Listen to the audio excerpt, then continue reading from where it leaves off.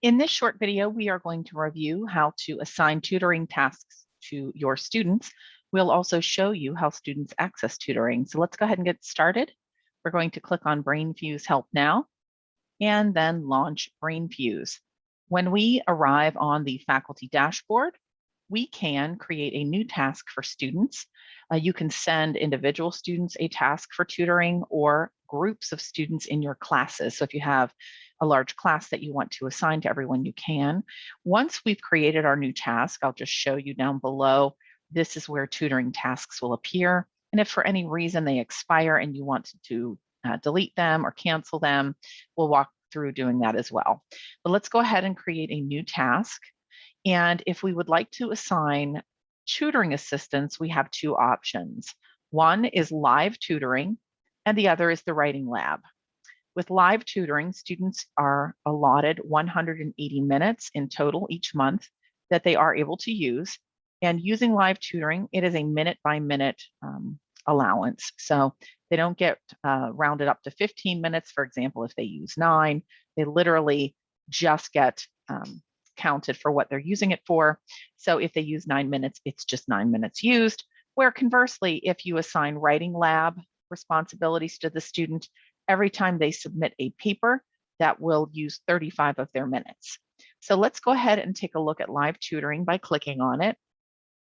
And when you're going to assign live tutoring, what you want to do is you want to actually list the course that you're offering is, and then the week assignment that you're assigning to the student. And perhaps it is, we'll just call it week 1 writing assignment. Let's say that that is what the task is. And then maybe I send the task now, which would be today's date. And I want to give that student or students till the end of the week to do this. Now, perhaps I'm assigning this because I have a student that is struggling with writing. Great example. Sometimes people, don't know how to paraphrase or cite sources or organize their writing topics. So you can actually go directly to English here and select writing. We do have a lot of other topics. Under business, we have accounting, economics, and finance. Computer and tech, we have Word, Excel, PowerPoint, and Windows. English, we see speech and writing. Health sciences is dental hygiene. Math, a variety of math topics. Nursing and allied health, which has quite a large menu as well. Science, which is A&P, Chem, and microbiology, and then finally social sciences, so psych and soc. For a lot of students, writing is a problem, so is math. So those two topics have 24/7 live tutor availability. Some of the others you do have to go in and look to see what the days and times are that tutoring is available so that the student can plan accordingly. But let's use this as an example. Let's say we have a student by the name of John. Please work with, sorry about the emails popping up here. Please work with a tutor to help with paraphrasing your writing. We'll say for week 1, assignment 1. Okay, so anything that you want to put in there to explain why you're sending John to the tutor. And then for the tutor, John needs help with paraphrasing and ensuring originality of his writing. So great suggestion, right? So we'll go ahead and hit the continue button. Then what you do is you actually have to add students. So you have to find your course. And then once you've found your course, you can look for your student. I think we have a John in this class. Maybe we don't. We're going to use Karen Johnson as our example then. So let's put Karen in here. We're going to pretend she's John. And then what you'll do is once you've chosen a student, or by the way, all students, which you can do, I'm going to remove that. We're going to just use Karen here. And then we'll click done. And what this does is it gives instructions to John. It gives instructions to the tutor and says, we'd really like you to do this by Saturday. Okay. Once you are finished, you should be able to go right back to your faculty dashboard. You can click there. You can click the back arrow we just saw there in a second ago. And then remember, we look down below to see our tasks. Here is a description of what this tool is actually for and how it works. And then here's that task, one of the tasks we just created. Here are some other ones, just to give you an idea of what they look like. I'm actually going to go in here and remove hers because it's not real and I don't want her to get confused. But essentially that's how it works. And then you can come in here and kind of look back to see who you assign tutoring to, etc. So you have a way to do that. Now on the student side, the way that it looks for them is they will click on the Brainfuse HelpNow. They will click on Launch Brainfuse. When they land in here, though, they come to the home page. And from the home page, they can choose their live tutoring help. So let's maybe try computer and tech and Word.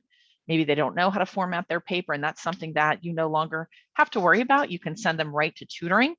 Here is where they can check the tutoring availability time. I can see that Word is available 10 a.m. to 10 p.m. Just to give you an idea, I'm not sure if Excel will be a little bit different. Looks like it's about the same. So students do need to go in and look to see when certain topics are available, because they won't always be there. It may be certain days of the week, certain times. So please be sure to check before you select, okay? Here's basic math. They are there 24/7. Let's pretend that we want basic math help. We see that it's available 24/7.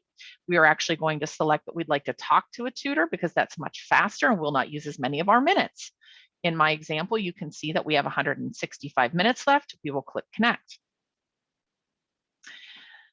Once we are connected, you'll notice that a tutor system will appear for us here in just a moment.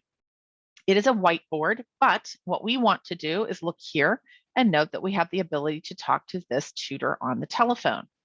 So I can initiate audio via an access number that I can call, or I can connect with my computer directly and click OK, or I can have this instructor, or rather a tutor, give me a call by typing in my number and clicking OK. I'm going to hit cancel. The other thing that is commonly available beside the telephone is going to be a screen sharing option. Now I can see that this tutor doesn't have the screen sharing option, so we will probably just be using the whiteboard to do our work. However, if you do see a little computer in this area, that means that the student can actually share with the tutor. Now I'm going to let the tutor know we are just testing the service. Thank you, just to let them know. Once you have met with your tutor, you can close out this window. You would leave the site, and then you will get a form to give suggestions or feedback. Students can simply close out of that and then go right back to their modules, okay? So in short, that's essentially how we assign tutoring to students and how students can actually get in and get their own live help. By the way, we want to also show you when they're using Writing Lab, they'll simply click Submit Paper, search for the correct type of paper, mark Select, and then they are given some options. So we want them to go with APA 7, and then they are given the opportunity to say what it is they're having trouble with. Perhaps it's just in general, they don't know how to do grammar, perhaps they're not great with style, organization, and etc. They can also provide the instructions right from the class, so they'll be able to copy and paste them in. They can attach their document, add any comments or questions that they have, and hit submit. They will receive their results in their message center, okay? And so that's about it. That's how that works. We welcome any questions that you have about the system. You can reach out to me directly, Jennifer Greenwood. You can email me at jgreenwood@brooklinecollege.edu.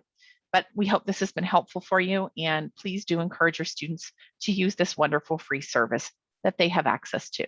And thank you so much. Have a great day.